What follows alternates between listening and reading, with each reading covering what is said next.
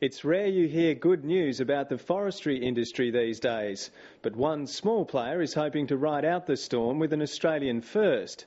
A property in the Central Highlands has been awarded the coveted Forest Stewardship Council certification for its native forest.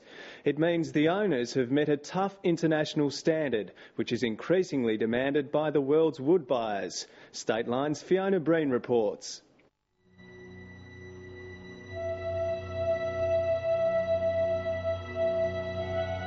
Silence envelops the isolated Central Highlands property on the edge of Tasmania's rugged steppes wilderness. On a crystal clear winter's day, the forest feels an age away from the modern day marketplace it's expected to have an impact on. The 6,500 hectare property is at the forefront of change within Tasmania's forest industry. There is the precedent value that nobody's taken a native forest operation in Australia through to a full forest management certificate. And it's also exciting because we have managed to find what I think at least is a workable solution to getting that balance between conservation and production.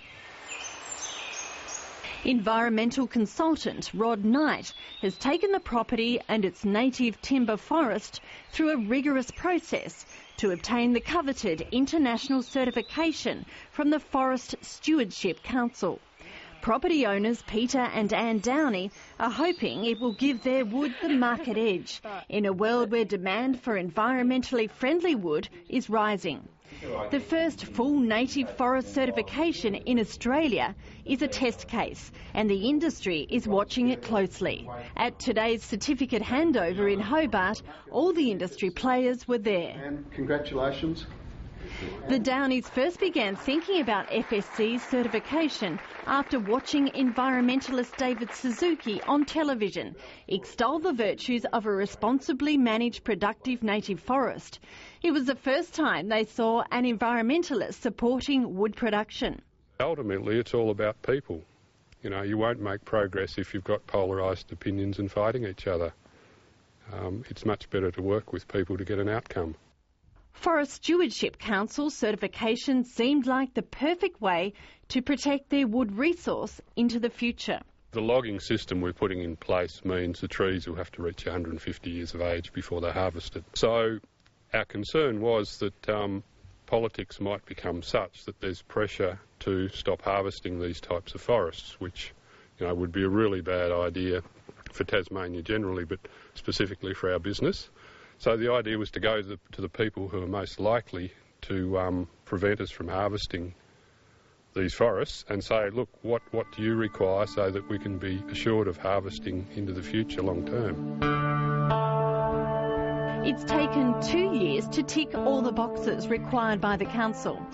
Most important has been the development of a property management plan, covering things like protecting the property stands of old-growth forests, doing away with chemicals like 1080 and protecting the many endangered species of plants and animals on the property. I guess important ones include the protection of high conservation value forests, which is a big one in the FSC system.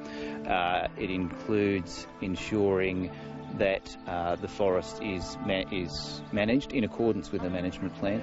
It's about ensuring that the forest is utilised in a way which actually gives good social and economic outcomes. The requirements of the council also included intense community and stakeholder involvement. The family laid their business plans and practices out for everyone to see, opening the doors to groups traditionally seen as the farmer's enemy. There's been a wide range of groups, from bushwalkers, bird watchers, Conservation Trust, Wilderness Society, Tasmanian Environment Centre, pretty well the complete spectrum. We've had 3 or 4 open field days now with 15 or 20 people from those organisations. Then there were the 2 independent audits. It's at that point that what you've said you're going to do, what systems you've got in place for management, are actually put to the test by somebody, and they have to be judged to meet the FSC standards. And even after that audit report is done, their report has to be independently audited as well. Timber giant Guns is trying to get FSC certification. Papermaker Norske Skog is too. But Forestry Tasmania has backed away from seeking it, saying some FSC standards are unclear. Peter Downey says the process wasn't too challenging and has been worth it. We'll certainly look at that. Diversity is really the key to the game, diversity of approaches to forest management, diversity in regard to certification. So we never rule things out, but it's something we'll keep under review. Peter Downey says the process wasn't too challenging and has been worth it. Common sense tells me I'll get a better price. You know, any products that have got environmental credentials these days do demand a higher price in the marketplace. We've done a similar exercise with our wool and managed to achieve a significant premium. Wood production is 1/3 of the Downies' business. They also have fat lambs, fine wool and cattle. When markets for those fall flat, the family wants to rely on its timber business. In practical terms, it hasn't been that difficult. It's just been working with the people involved, gaining trust on both sides, and then documenting what we were already doing. Selective harvesting of the native FSC certified timber will start in the next couple of years. While the Downies are yet to secure a market, they're confident. I think the appeal of targeting FSC accredited timber will actually appeal to a lot of people, to people building their first home. If they're, as everyone is becoming more environmentally aware, they'll be looking for the greenest products they possibly can.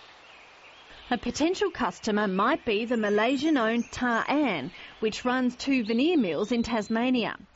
Tar-An's director, David Ridley, has welcomed the Downies certification, saying in a statement, "A certification badge is a good way to recognise forests that are sustainably managed.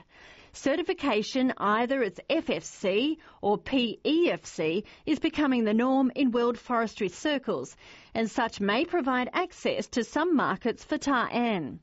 With a strong desire to see Tasmania's forest industry survive, the Downies are proud to be trailblazers.